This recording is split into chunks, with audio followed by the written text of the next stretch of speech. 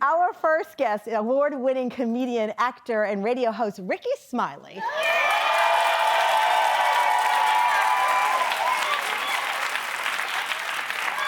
Well, Rickey has found himself in one of the most interesting love stories I've heard in a long time. And it is safe to say it was one that he was not expecting.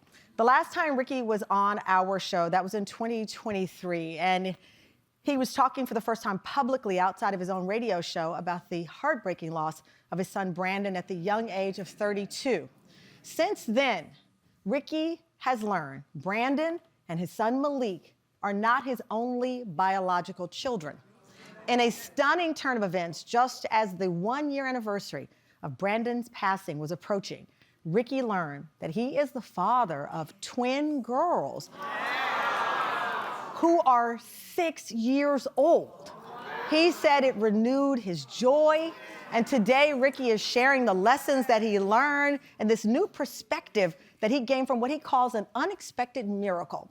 In a daytime exclusive, please welcome comedian, radio host, father, and friend of our show, the Rickey Smiley. Rickey, come on out!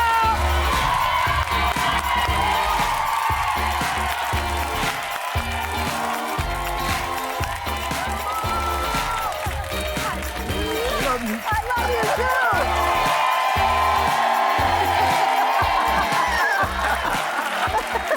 Listen, Rickey's in the house.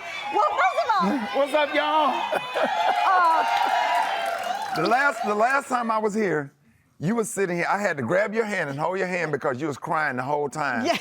And just God is so good to be able to sit here today and talk about something happy and joyful. Yes. And I just appreciate your heart, and I never forgot that. Oh, well, listen, God is so good. Indeed. Yes. All the time. Let me Yes. tell you, I appreciate how you ran out and you have twins that are 6 years old. Because I expected those twins to age you by now. 6-year-olds. They're Wow. so much fun. So much fun. So much fun, Tamron. We wrestling. We on the floor. We have our little fights up in the bedroom. They love to have the pillow fight. They love the wrestling and the throwing on the bed and tearing up the whole room. And you're just sitting there going, what happened? My God. What happened? What happened? You know, you talk about the last time we saw each other, you were opening up, your book was out, and you were really showing people how you grieve. Yeah. You talked about in the book using humor and all of these weapons to try to get us through the next day. Yes. Faith gets us through the next day. Sure. Family, which you talked about, gets us through the next day.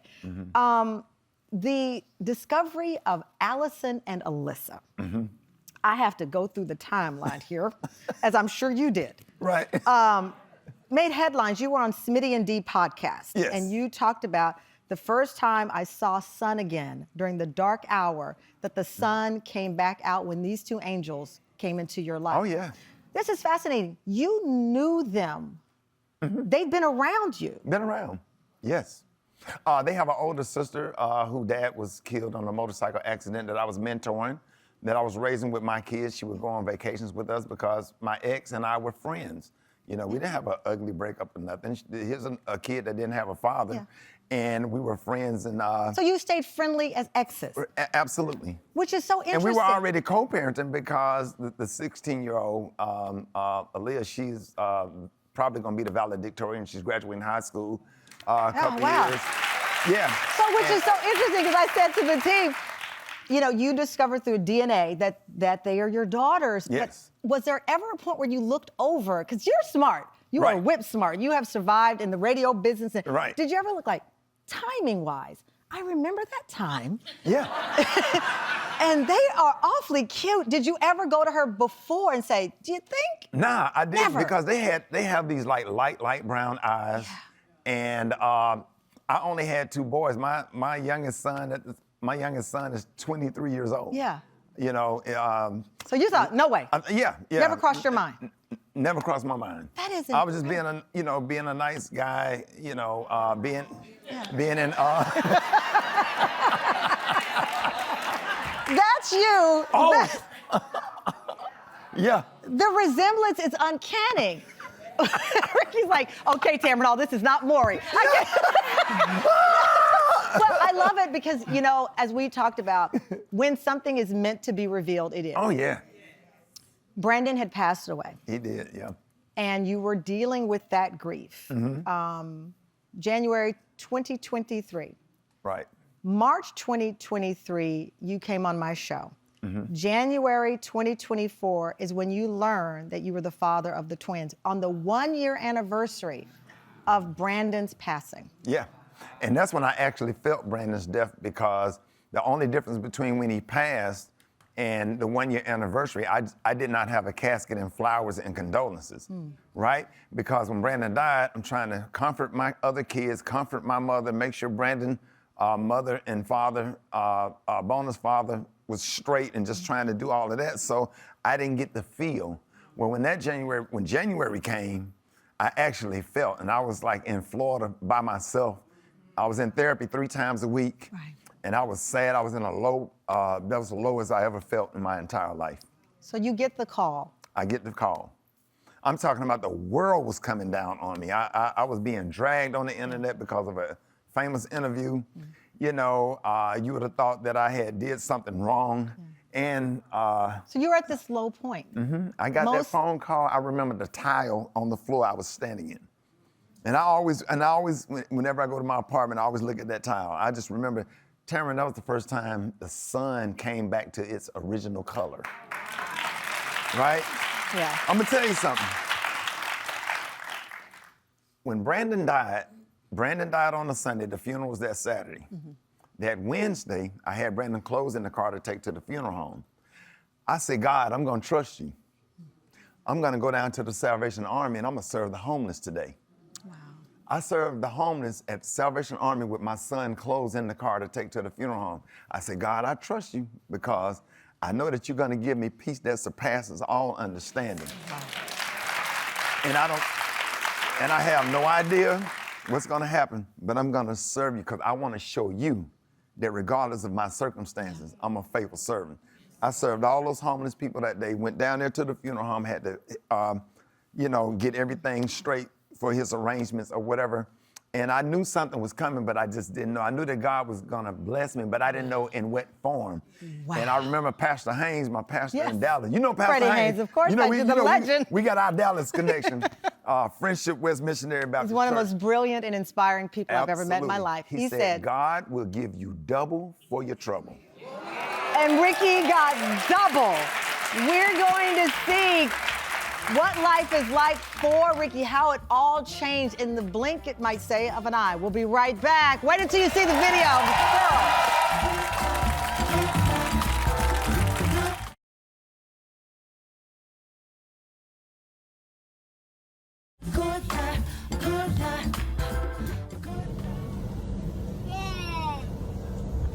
I want to see the clouds. There you go.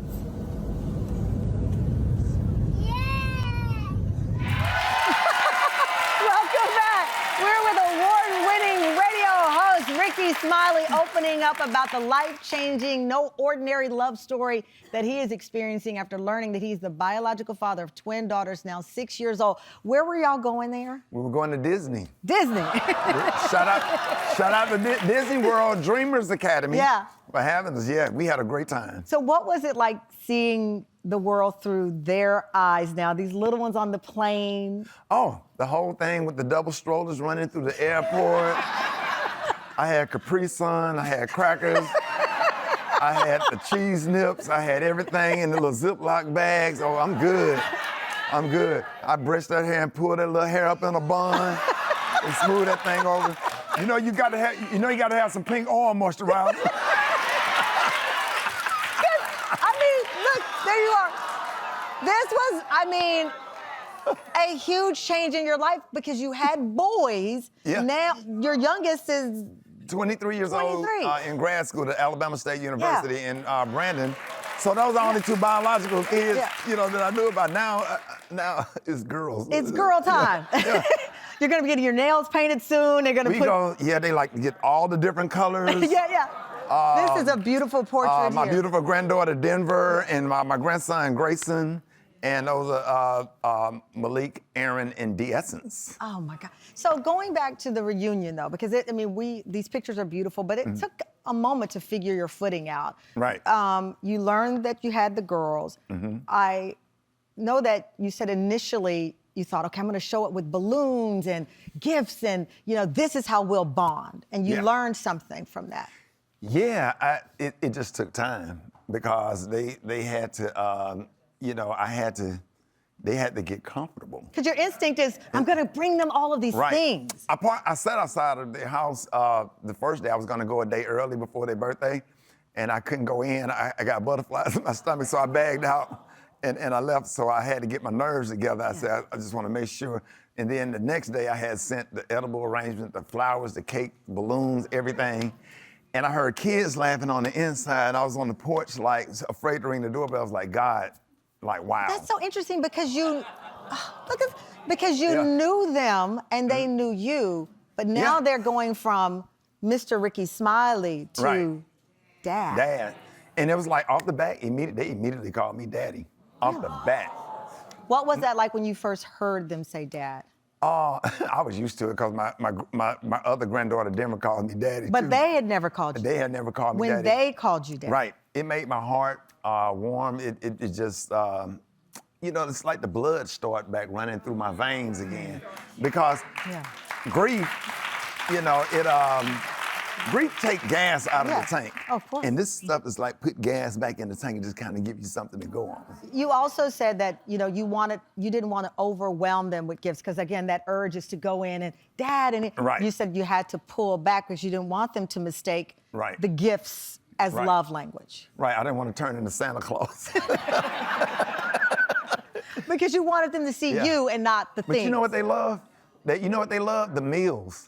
They love you cooking? They love, I make sure I have a hot skillet of cornbread coming out of the oven by the time they walk in the door. We live in Alabama, so it's cube steak and gravy. I did a chicken pot pie yesterday, and I want my kids to come in the house from school smelling hot food. We don't eat out. I'm cooking every day, cabbage, macaroni and cheese, turkey wings. And I did a seafood broth. Okay, wait a minute. Oh, yeah. Can we do a DNA test to see if I'm your daughter? Right. Yeah, I love to cook. Anybody follow me and watch my video, I have a lot of cooking videos, so I cook. So yeah, we sit there and we eat. Right. Their favorite food is pinto beans and cornbread. Yeah. I love it. So you've got the hot skillet of cornbread and pinto. This is amazing. Coming out the oven. But because this is all new, you'd never done girl hair before. I saw on your social media, you were tackling their hair. I think we have the video. Let's play it. You gotta fluff it out. I gotta fluff that baby out. Hi. Oh, there it is. There it is.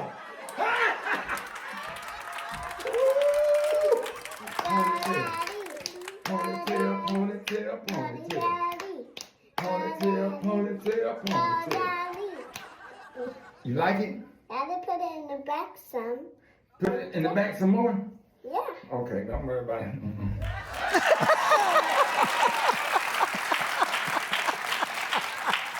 Oh, they're so funny. You were funny. Yeah. Yeah, because they were so excited. And one of them was like, "You got this, Daddy." I said, "Let's go." Let's go. Yeah, because they have a lot of hair. And they're beautiful hair. So their personality, you said that they are, you call them mini lifesavers. Oh yeah, definitely. I get teary-eyed when I talk about that part. I really feel like they saved my life because I can't tell you how many nights I laid in the bed and I literally did not want to wake up, and I didn't care if God took me in my sleep. That's how bad I felt. I was real close to my son, Brand. You don't just lose the 32-year-old, you lose the 7-year-old Brandon. You understand? The one that actually slept in the bed with you when it was thundering and lightning over there sucking his thumb. The only difference between them and Brandon stayed in one spot in the bed. They synchronized sleep.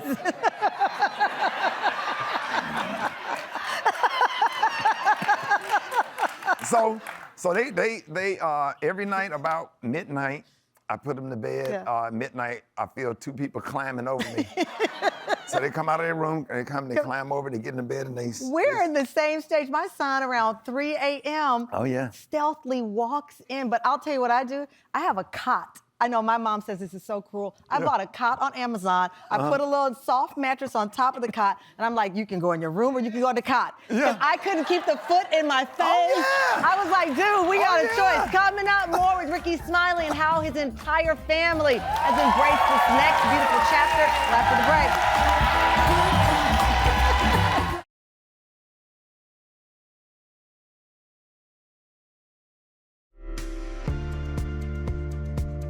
God moved in mysterious ways, and I just count it all joy.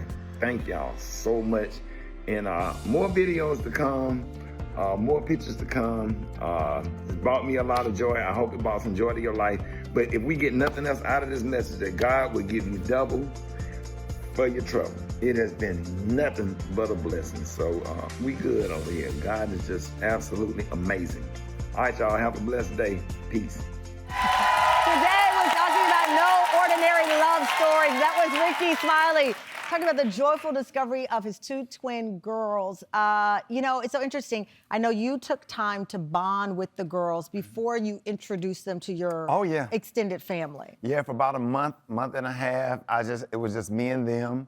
My mom didn't know. Nobody in the family knew. You can keep a secret, can't you? Oh yeah. None of my other kids knew. Nobody. I just needed to bond. So I had. Because what I want the audience to know, when you say your other kids, you have taken in other relatives and nurtured, which has been a part of your journey. That you had your two biological sons, but you have had other relatives and extended family members who consider you father, that you've raised and been a father figure to them. About 8 or 9. About 8 or 9 kids. A lot of them did not have a father. Raised them, and most of them have graduated college. Wow. I have a whole wall of degrees. Whole wall and of degrees. my daughter graduated from Baylor, and she's a Sora. Oh, she's an AKA. She's an AKA. So listen, all the kids pretty much graduate from college. It's those pinto beans and cornbread. That's the secret. I'm telling you now, when you have a kid, pinto beans and cornbread get you through college. And that will save money so you can pay for college, because that's a cheap meal. That's good. Do you get nervous still doing stand-up? Oh, you don't. I'm funnier now than I ever been. You know why? You know why? Because when you turn 50, you don't care anymore. 50? I'm 50. You look good. I'm 56. You're 56, so after because we always talk about age with women. Yeah. So for men, because once I turned 50, I was like, you can't tell me nothing. I don't care. So once you turned 50, you felt released and freedom? I can do stand-up comedy off the top of my head. Yeah. I don't have to, my timing, my just being older and not trying to do the joke. Yeah. I'm telling the story. It's a different, on Def Jam, we was telling jokes. Yeah. I was. Yeah. Now you're telling the story. You're walking them through Wow. your who you are, and it's funny. In your book, Sideshow, you talk about living with loss and moving forward with faith. In the book, you write, comedy is always going to be where I land in this sideshow called life. I'm determined to keep laughing more than anything else. That's how I'm healing. That's how I'm helping others heal. Sometimes God have to use you. Yeah. Sometimes some have to die so others can live. This book have helped so many people through their grief process. Particularly people who have children dealing with substance abuse. Because Brandon's overdose was shocking. And there's so many families who are hiding in shame. Right. And that is a part of releasing. Sure. Understanding it's not your fault. It's not many times their fault. This is a disease, and it affects so many people. Absolutely. And it's helping a lot of people, even if they lost their kids through gun violence. Whatever. You know, it gives you perspective, because I met a couple in New Orleans whose 2-year-old son died. He drowned. My son was 32. So what God does sometimes give you a perspective. Yes. Because as where your situation is bad, it could have been worse, because these people didn't get to see their kids get on the school bus. So right when you start getting ready to cry and have your moment, sometimes God say, hey, remember the couple in New Orleans at the book signing? So you'll grieve a little bit, but you'll pull it together. Pull it together. For them. Wow. Because remember, no matter what your situation is, somebody else is always worse. Yeah. And that gives you a perspective. Absolutely. Your life is quite a story. As I said, this whole hour is called No Ordinary Love Story. Yes. This is no ordinary love story, Yeah. and I'm so happy to see it for you. Congratulations. Thank you. I love it. I love it. All right, listen. Check your local listings to hear Rickey on his iconic radio show, Rickey Smiley Morning Show. We'll look out for the Hulu special. Follow him on Rickey Smiley Official, where you can get hair tips on how to do your daughter's hair. And that's not all, Tam Fam. Rickey's book, Sideshow, is available wherever you buy your books. Go out and get it. And guess what? My audience, you're going home with a copy of Rickey's brilliantly written and loving book. We'll be right back. Are y'all ready for the show? Join the Tamron Hall Show audience. Go to Tamron Hall.